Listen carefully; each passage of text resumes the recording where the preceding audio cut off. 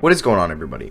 How is everybody doing today? Welcome back here today to episode 31 of the Just Ball On podcast. Today's episode is going to be my mock draft 4.0. It's going to be a solo pod, and we are going to be going over my fourth mock draft of the 2020 draft. I've done 3 so far. They've all been on my main YouTube channel. Six Rings of Steel is that name. I'm sure all of you know of it. You're probably coming over from YouTube if you're listening to these podcasts. But if you don't know, it's youtube.com/Six Rings of Steel. And I've done 3 other mock drafts. So today we are going to be doing our 4th one. I went on Tankathon and I did a randomized lottery, so I got a new order. And if you guys are watching on YouTube, you can kind of see the Excel document I'm going to be typing each pick on and what the order is looking like. But I will go over the order right now. So the team that won the lottery was the Golden State Warriors. The New York Knicks got the 2nd pick. They were a riser. The Cleveland Cavaliers got the 3rd pick. Atlanta Hawks at 4. Minnesota Timberwolves at 5. They dropped there. Detroit Pistons at 6.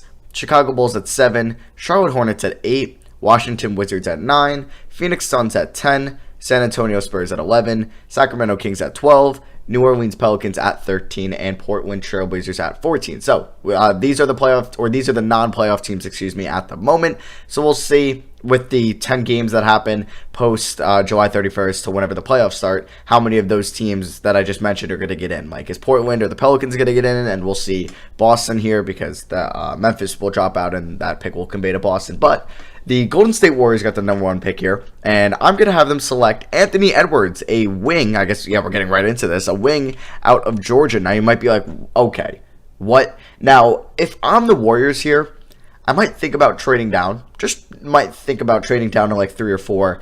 Because, I mean, Anthony Edwards would be an intriguing fit. Obviously, they have their backcourt in Steph and Clay.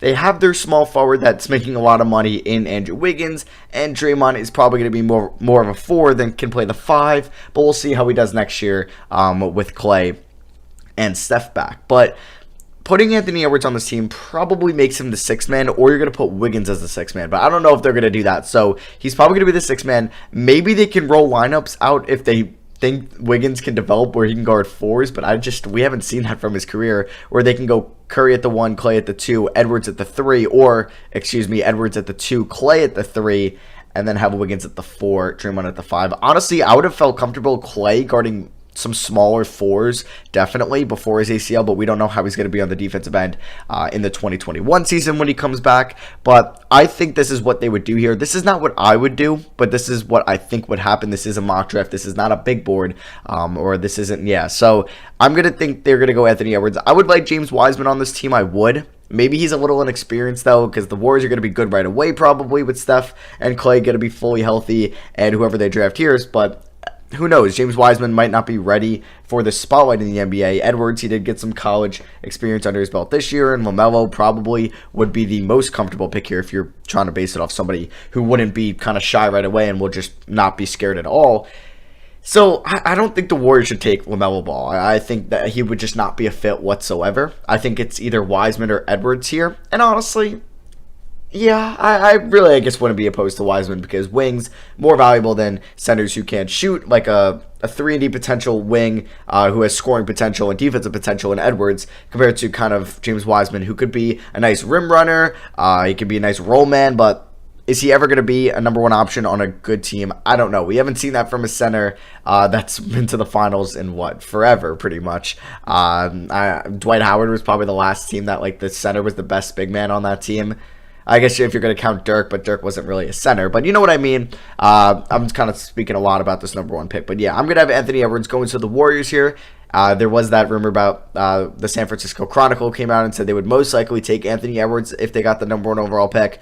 And maybe that would scratch some heads, but honestly, I don't think it would, in my opinion. I think Lamelo's off the table for them, and I think they might view Wiseman as a reach for one, or they just don't think he's the best player in the draft. It might be Edwards, and for the Warriors, you really don't need a center because they can have so many types of lineups, and Kevon Looney will hopefully be healthy next year where they can put him at the 5, and then if they want to pick anybody up in free agency, or maybe they could trade down with, I don't know, Atlanta, and they could pick up, maybe that's a bad example. I was just trying to think of a team they could trade down to between Cleveland, Atlanta, and Minnesota, maybe pick up a serviceable center, but Cleveland really, I mean, if Cleveland had Tristan Thompson, like that would be kind of cool if they had him under contract and they were able to use that Iggy trade exception. You get Tristan Thompson, and then you can draft Anthony Edwards at 3 or whoever is there at 3, Killian Hayes or something like that. But yeah, I have the Warriors taking Anthony Edwards at number 1. So moving on to pick 2 here. This one was fairly easy. I have the Knicks selecting Lamelo Ball out of the NBL, or NBL, not the NBL. Lamelo Ball would probably be the most logical pick here for the New York Knicks, who desperately need a point guard. I've mentioned that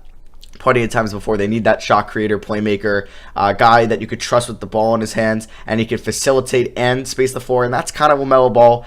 Yes, his shooting numbers were bad in the NBA and the NBL. Wow, I keep wanting to say NBA, but I think he's going to be a serviceable shooter in the NBA because his free throw shooting wasn't terrible, and I think it could translate, and hopefully in, like, I don't know if it'll be great if with him in New York, but in the NBA, hopefully coaching will be like, all right, you're not going to be taking 25 shots tonight. You could take between like 13 and 17 Lamelo, but they need to be good shots. He's not going to be chucking up threes, but the Knicks probably aren't the greatest spot for that due to their coaching history, but who knows.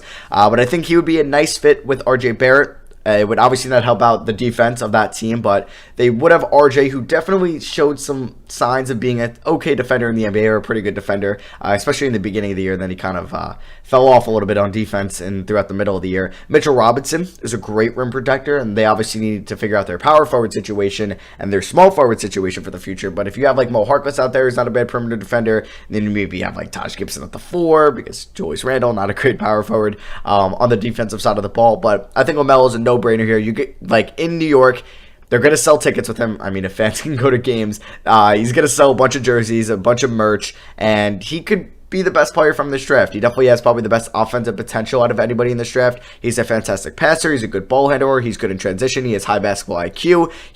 He seems like he's a very experienced player, even though he's only 19 years old. And I think playing in the NBL, wow, I'm butchering that so much in the last 2 minutes. But I think it helped him out a lot. And I think the Knicks would love to get him in this draft without having to trade up. Because I think if the Knicks ended up with like 4 or 5 or 3, whatever, and they think LaMelo can go ahead, they might use the Dallas picks. They might use that Clippers pick. They might use an asset. Maybe they'd be willing to get rid of Kevin Knox or something like that to move up to get LaMelo Ball, because this is the type of draft where it's not the most loaded draft class in the world. It's universally looked at as a weak draft, and I think teams would definitely be listening to trade out of number 1 and be willing to take on, like, get an extra first or 2. If, like, the Knicks maybe wanted to go from 5 to 1, they would give up that Clippers pick this year and a future Dallas pick, and a team might do that. Because who knows, maybe the Pistons get the number 1 overall pick, but they really like Killian Hayes, or they really like Deni, Avdija, so they might be willing to trade down. So who knows what's going to happen there. We are definitely going to figure it out once the lottery happens, and that's not happening till what? October 10th, October 15th, something like that. So we have a ways away till the lottery, but we'll know who the lottery teams are going to be in about 2 months, which is pretty nice. So moving on to Cleveland here. This one is tricky because they just spent their 2018 first round pick, and it was what, 6th overall, 7th, and they drafted Colin Sexton out of Alabama. They thought he would be a point guard coming in, and then he's kind of been more of a 2. He hasn't been as good of a passer, but he's been a good inside scorer, and he's been a good just an overall good offensive player, at least scoring wise. Like, he's not much of a facilitator, and he kind of likes the ball in his hands. And then they drafted Darius Garland with the 5th pick, I believe, in the 5th pick here in the 2019 NBA draft. And he had a rough start to the season, but then he came alive as of late throughout the middle of the season. And then at the end of the season, they had obviously they had all their issues this year throughout the whole Kevin Love saga and the John Beilein saga. I think here they would go with James Wiseman. I think they would really love Anthony Edwards in this draft, and I think same with the Atlanta Hawks at 4. Atlanta, you could put Edwards next to Trae Young, and then you could maybe have Edwards as the 3 in Cleveland. But I'm going to go with James Wiseman here. I think they would go with best player available because they have their backcourt right now. I don't know if Sexton is going to be the long-term answer there or Garland, but they do have their backcourt there. So it would kind of not make a lot of sense to draft another guard unless they were like, all right, we're going to be trading Garland or Sexton before the 2021 season starts. And then at the front court, it's a little less long-term outlook because you have Kevin Love, who's north of 30, and he's not going to be there probably past his next contract unless they might trade him, but that is still an opportunity, or that's still a chance of happening. Probably not going to happen, but there is a chance. And then Andre Drummond will be an unrestricted free agent if he is to opt in this summer in 2021, and who knows where his market value is going to be at. But I think Cleveland can look for that center for the future in Wiseman. He can pair up with Sexton and Garland, and you can roll from there. I would really like Cleveland to maybe trade down here. I don't know if they would be able to get off the Kevin Love contract in a trade down, but a trade down wouldn't be the worst thing in the world. Maybe get another asset. Maybe, I don't know, maybe Chicago would like to trade up here, or Charlotte. Maybe Charlotte would love James Wiseman, and they'd be willing to give up, who knows, maybe they would give up Miles Bridges and 8. Probably not, maybe not Miles Bridges, but they would maybe give up 8 and a top 5 first next year. If they can get Wiseman, I think Charlotte would love Wiseman in this draft, but who knows. I think I would like Cleveland to trade down here, but if they were to stay at 3, I'm going to have them taking James Wiseman. Drummond will probably be leaving in 2021, and if they aren't going to pay him to bring him back, he will be the franchise center there for at least his rookie contract, and then if he doesn't request a trade by then. But moving on to pick 4 here, I have the Atlanta Hawks. Okay, this one is tricky because we had our top 3 go off the board in Edwards, Lamelo, and Wiseman. And the Hawks, they don't need a center. They addressed that at the deadline, picking up Clint Capella and Dwayne Dedmon. So Onyeka Okongwu was pretty much off the board. John Collins is probably going to get his max extension. I don't see the Hawks really letting him walk for nothing in the 2021 offseason when he's going to be eligible for that rookie extension. Or he can get it as early as the start of this season before, well, it's usually October, but now it might be January or December whenever the season starts. So I don't see them going after Okongwu or Obi Toppin, but maybe if they viewed Collins possibly as leaving, or they would trade Collins, maybe they would go Toppin, but I just don't see that happening. So this is tough here because I think they would love Edwards, and I don't think they would draft Lamelo Ball because they have Trae Young as their 1. They have Kevin Huerter as their 2. They have Hunter and Reddish as their 3s. I think that they would go for a potential shooting guard, and I think maybe guys like RJ Hampton could potentially go here. But who I think could go here, I'm struggling here. But it's between 2 players or 3 players in my mind. 1, Killian Hayes. 2, Isaac Okoro. That might be a reach and a half. And 3, Deni Avdija. I don't know. I don't know who I'm going to have them. I think I might have them select Deni here. I think it's a personal reach. I don't like Deni that much, but I think this is what they would do here. I think they would look for a wing.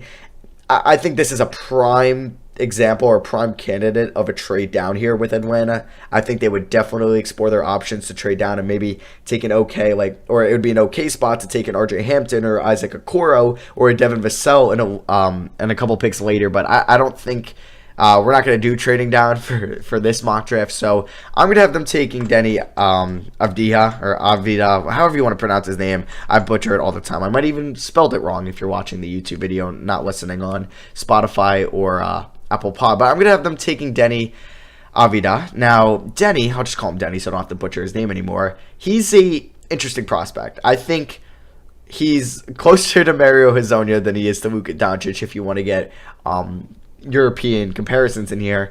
He didn't shoot well from 3 at all this year. He shot below, I believe, 30% on his season in Maccabi Tel Aviv is the Israel team he played for, which is like the top team there. And he didn't really get a boatload of opportunities throughout the first half of the year. He did have some very good games. He's crazy athletic for his size, and his free throw shooting was also poor, which kind of scares me if it's going to translate to the next level. So I'm very wary on that. And his defense, it wasn't spectacular. I think he does have a chance to be a solid defender in the NBA, but I'm not going to beg on him being like an all defensive player one day or a really good player. And I think he has a lot of question marks, and I would stay away from him. At least in the top 6 probably. I wouldn't take him, but Atlanta, they're not going to take a center probably, unless they really like Okongwu and they can view him as a good backup center and a backup big, the first big off the bench if Dedmon isn't going to be there. Maybe they view Obi Toppin as a top player in this draft who could be their 6th man, and maybe a safety valve if they don't bring back John Collins. But I think they could go wing here. I think, and that could be Deni Avdija, but I think they could trade down if they were to get a top 4 pick with Wiseman and Edwards off the board. I don't think Lamelo and Trae Young would be a good fit together at all, but I'm going to have them going Deni Avdija here. Avdija, I'm sorry, I butcher it all the time. I'll call up Deni and ask him how do you say it. But moving on to pick 5 here, we have the Minnesota Timberwolves. I'm going to have them selecting Obi Toppin out of Dayton. He was the Nesmith Player of the Year, arguably the best player in college basketball this season. They desperately, I'm going to use that again like I did with the Knicks in the point guard position, they desperately need a power forward. They need somebody that can play next to Cat. Do I think this is a good decision? No, I think that they could potentially go Onyeka Okongwu here. I think I would personally do that, or maybe I would go Killian Hayes in the backcourt, or something like that. RJ Hampton to pair with D'Lo as well. But I think they would go Obi Toppin here. Obi Toppin has question marks on the defensive side of the ball. He's not the quickest guy there, and for some reason, he's just not as strong in the paint as he is on the offensive end. Because on the offensive end, he's a very good post player. He's a very good inside scorer, and he shot, I think, about he shot 5%, 36% on threes this year, or 34% at Deni, and it was on 3 attempts a night, but that is a good sign to see. But some of his misses were really bad. I don't know how much you want to take that into effect, but he's an intriguing prospect. I believe he's 22 years old as a sophomore, so he's going to be a very old player coming into the NBA for these players' usual age, which is usually 19 or 20. So he'll be 22. He'll have experience, I guess you could say that. And I think they would want to put him next to Cat. I don't think this would be a great idea due to his defensive concerns. And I think with Cat not being a great defender and D'Lo already not being a great defender, they could probably use a defensive-minded player here. And maybe Okongwu could fit with Cat. Two guys that are kind of centers, but maybe you could put Okongwu or even Cat at the 4, because Cat can obviously space the floor out, but I think I'm going to have them go Obi Toppin, who could also space the floor, and if he could develop to be a serviceable defender in the league, I think this could be a solid pick, but his defense scares me with already not going to getting help from his center and Karl-Anthony Towns, and his point guard isn't a great defender, so this pick would scare me, but yeah, my last 2 picks are definitely questionable, with Deni, Avdija going here at 4, and then Obi Toppin coming here at 5 to the Timberwolves. So at pick 6 here, I'm going to have the Detroit Pistons select Killian Hayes, a point guard / combo guard out of, I guess you could say, Germany. He played in France, but he's from Germany. And the Pistons need a lot in this draft. They do, because they're going to probably be one of the worst teams in the league next year. I think that they should try to trade Derrick Rose for maybe a pick between 18 and 12 if some team would want Derrick Rose on their team and they view this draft kind of falls off after pick 10 and they would trade their first for Derrick Rose. I think that they should definitely call teams about moving Derrick Rose if Derrick Rose is open to that, because he's been great. He's been supportive there in Detroit, and I think this would be something if Derrick wants. But if both sides are all right, let's go through with the trade, they should definitely try to move Derrick Rose. So Killian Hayes could play next to Luke Kennard in their first year, see how they do. He's a very lefty-dominant point guard, but he has a smooth shot. He wasn't a crazy good shooter efficiency-wise this past season overseas, but he definitely has a very good shot. He's great in transition. He's a great ball handler. He's got a great IQ for his age and someone that's played against very good talent overseas for the last 3 years since he's been, 15, 16 years old. And I think he could be a very good passer in the NBA. He showed that he has great court vision overseas this year as well. And I think Detroit just needs something here. There's some other guys. They could maybe go RJ Hampton here. They could maybe even go Onyeka Okongwu here. But I think they need somebody that has that high ceiling. They need to kind of hit that home run on this pick. And I don't know if that could be Okongwu, who's maybe a more safer prospect than Killian Hayes. But I think they need something, and they're going to go with Killian Hayes here at 6. So moving on to Chicago here at 7. I'm going to have them go Isaac Okoro out of Auburn, who's a great perimeter defender. He's strong, he's quick, he's athletic on the defensive end. I love his perimeter defense from what I saw at Auburn this year, and I think he could be a very good defender in the NBA. Is his shot going to come around? We're going to have to wait and see on that if he could be a good enough 3-and-D guy, because Chicago, they just drafted a point guard 7th overall last year. And yeah, I forgot to mention, they have the 7th overall pick for the 4th year in a row now, which is kind of crazy. But yeah, so they drafted Kobe White last year. They already have Zach LaVine, who's kind of been their number 1 option. They have Otto Porter, who's going to probably be in his last year of his contract. I don't know if Chicago, because he's going to opt in, but I don't know if Chicago is going to bring him back in the 2021 offseason. They have Lowry Markkanen at the 4 and Wendell Carter at the 5. So I think Isaac Okoro, they can kind of groom him to be potentially that long-term small forward for that team if they do like him a lot. Maybe they would go Devin Vassell here from Florida State. But I do like Isaac Okoro's defense a little bit more than Vassell, but I think Vassell is going to be a better shooter in the NBA. So take what you want or take what you will on that. I'm going to have Chicago take Isaac Okoro here, who could potentially be that Otto Porter replacement in the 2022 NBA season. And this is kind of the perfect scenario for Charlotte here at pick 8, where they can draft Onyeka Okongwu out of USC. Now, Charlotte definitely needs. With Bismack Biyombo probably not coming back after this offseason, Cody Zeller having 1 year left, and they kind of have that hole at the center position. They drafted PJ Washington in the 2019 draft, who had a pretty solid and kind of surprising rookie year, and then they have Miles Bridges at the 3. They're still trying to get what they can out of him. They have kind of their backcourt of Devontae Graham and Terry Rozier as of now, but like I've said, like, you shouldn't rely on those guys those guys shouldn't make you not want to draft a point guard for the future or a shooting guard. But I think Okongwu is kind of the perfect pick for him, or a perfect pick for the Charlotte Hornets here. I think I could see them maybe trading up in this draft to get him if they don't win and they can grab James Wiseman. But some people view Onyeka Okongwu as a better player than James Wiseman. He's a great defender. He's super athletic. He's smart. He's great around the rim. He's a good shot blocker. He gets in the passing lanes. He can steal the ball, and he's got good footwork for a big man as well. And I think this would be a great pick for Charlotte. I think this is like literally the best case scenario if they don't win the lottery for them at pick 8 for Okongwu to fall to them here, and then they could have a Washington Okongwu frontcourt for the time being. And then obviously they're going to try to make the playoffs next year once again, as they were okay this year, but then they kind of fell off towards the end. I thought they were going to be the worst team in the league by far, but Devontae Graham's emergence and PJ Washington being a pretty solid rookie had something to say about that. But yeah, I'm going to have the Charlotte Hornets select Onyeka Okongwu here with the 8th pick in the draft. So coming in at pick 9, I'm going to have the Washington Wizards. This one is a tough pick as well because there's a bunch of players still on the board that I think they could take, but maybe because they already have their backcourt figured out, they wouldn't. So I'm going to have them go Devin Vassell here out of Florida State, and maybe I should say Devin Vassell because maybe that's how you pronounce it, so I apologize. But this guy could shoot. This guy could defend. He's a 3-and-D guy. I think Washington, like Isaac Okoro or Devin Vassell, would be a great pick for them at 9 in this draft. And I think they need all the defensive help they can get. If you watch them this year, they were the worst defensive team in the league. They had the highest defensive rating, and they need defenders. They're with John Wall coming back next year, and they're probably going to want to bring back Davis Bertans. They're going to try to make the playoffs, definitely next year, with Bradley Beal still being one of the top 30 players in the NBA. Rui Hachimura didn't have all that bad of a rookie season. They have potential solid bench guys in Thomas Bryant and Troy Brown Jr. and maybe Ish Smith. So I think Devin Vassell could be a nice small forward for them, someone that can play defense, and then when kind of Wall and Beal are doing their own things with the ball in their hands, he can kind of be on that perimeter, get the kick out, and hit an open 3. So I'm going to have Devin Vassell go here at 9 to the Wizards. Now, still on the clock here at pick 10, I'm going to have the Phoenix Suns select Cole Anthony, point guard out of UNC. I'm high on Cole Anthony. He's my number 5 guy in this draft, I believe. I think he's my number 5 or 6, but I'm pretty sure I put him at 5 at this moment.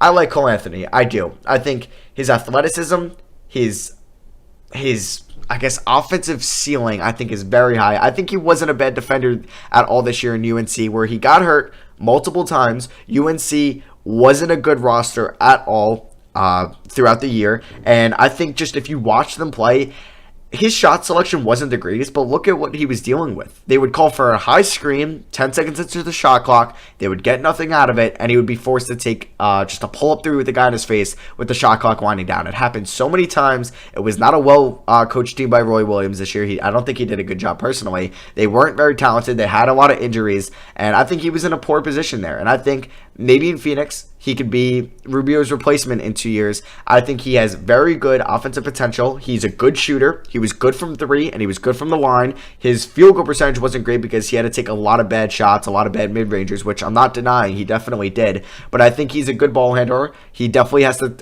kind of come down on his turnovers a little bit. I think he's a great transition player. I think he could play off of Devin Booker, or Devin Booker, I should say, could play off him. And I think he'd be a nice long-term point guard. And coming into this year, a lot of people thought Cole Anthony could go number 1 overall in this draft, and he's definitely fallen off. We'll see how he does in the combine and in his individual workouts with these teams, but I think Phoenix, this would be a great pick for them at 10, and he could be the long-term point guard as well as playing alongside Devin Booker and DeAndre Ayton for years to come there in Phoenix. So that's who I have them taking if they were to get the 10th pick, which I think is an absolute steal. So on to 11 here. The San Antonio Spurs. Aaron Nesmith here out of Vanderbilt. Now, there's a player that maybe I think could have gone at this pick, but maybe the Spurs wouldn't take a guard, and maybe he should have gone higher. But this is just my mock draft, not my big board. But we'll get to that pick next. I think I'll have the Kings taking him. But yeah, Aaron Nesmith, who is a great shooter. His season did end early at Vanderbilt with a broken foot, I believe, but he's a lockdown shooter. DeMar DeRozan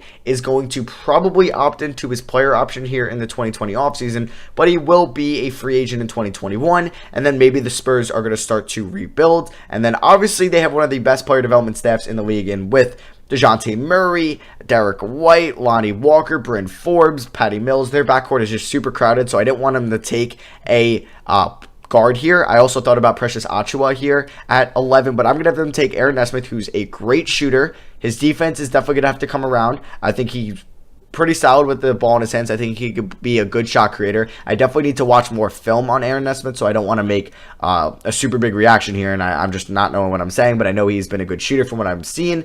He's a good free throw shooter, I believe, and his form is great, so I'm going to have him going to the Spurs at 11, and the player that I said that fell, that maybe I just thought of, and maybe I just forgot about him, maybe Detroit would take him at 6, or Chicago at 7, or maybe Minnesota at 5. Minnesota at 5 could take this guy, but I'm going to have Tyrese Haliburton go here to Sacramento.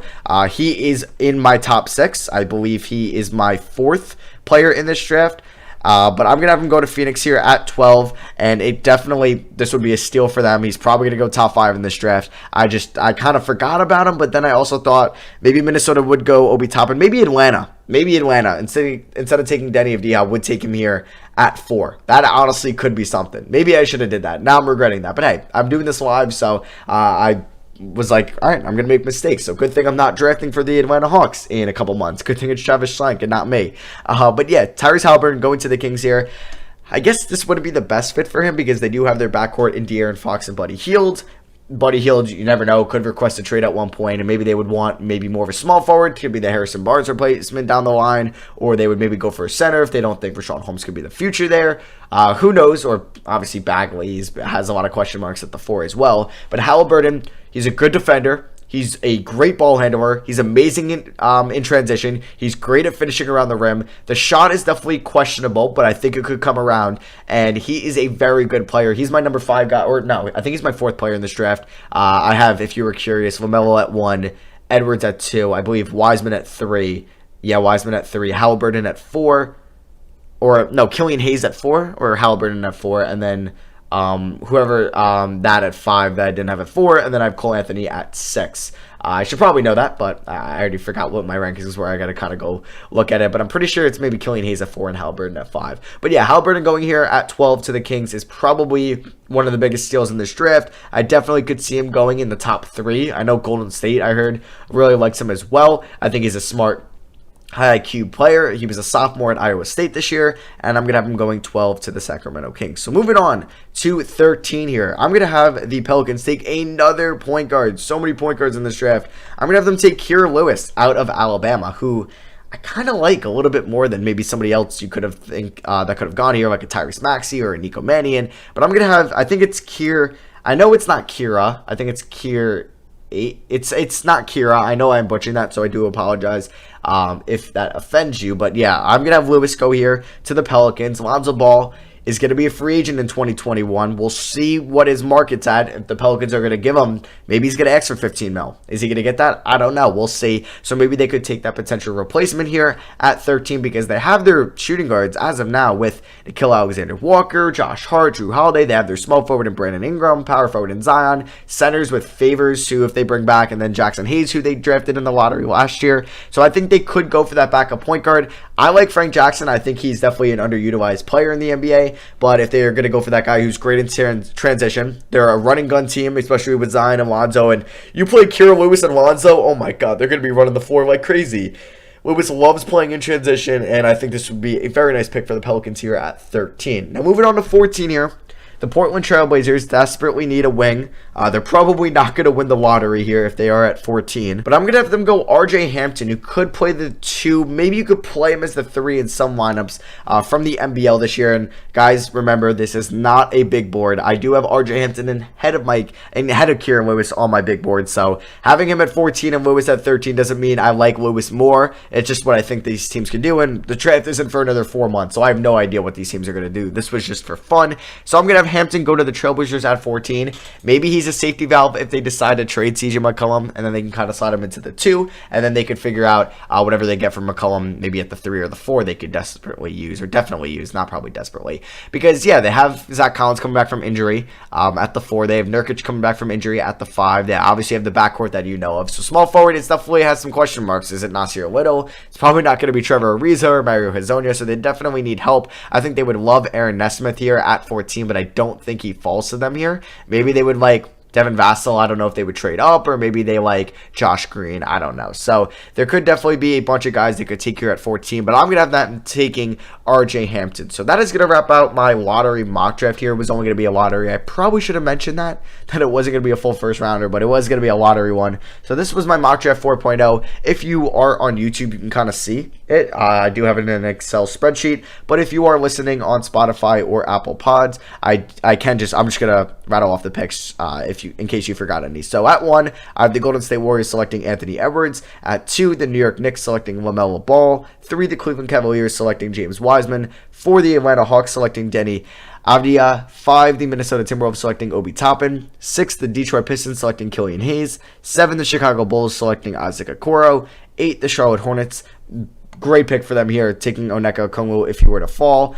9, the Washington Wizards taking Devin Vassell. 10, the Phoenix Suns selecting Cole Anthony. 11, the San Antonio Spurs selecting Aaron Nesmith. 12, the Sacramento Kings selecting Tyrese Haliburton. 13, the New Orleans Pelicans selecting Kira Lewis. I know it's not Kira. I'm sorry for butchering that. And then 14, the Portland Trailblazers selecting RJ Hampton. So that is going to be my mock draft 4.0, the lottery edition there. If you guys are on YouTube, feel free to comment what you think could happen. Maybe give me your top 5, or if you're feeling like you want to type some stuff out, give me your whole lottery mock draft with this maybe order. That'd be pretty cool. And drop a like if you guys are enjoying the podcast. And if you're on Spotify, if you guys could drop a follow, that would mean a lot to me. And if you're on Apple Podcasts, if you could drop a rating and review, that means even more to me. And I appreciate you guys' support on this. I've been liking doing these once a week. I think next week I might ask Christian to come on again. We could do another redraft because you guys seem to be enjoying those. So be on the lookout for that. So yeah, thank you all for listening and coming out today for episode 31. Hope you guys enjoyed my mock draft 4.0. I love you guys, and I'll see you guys in the next episode. Peace.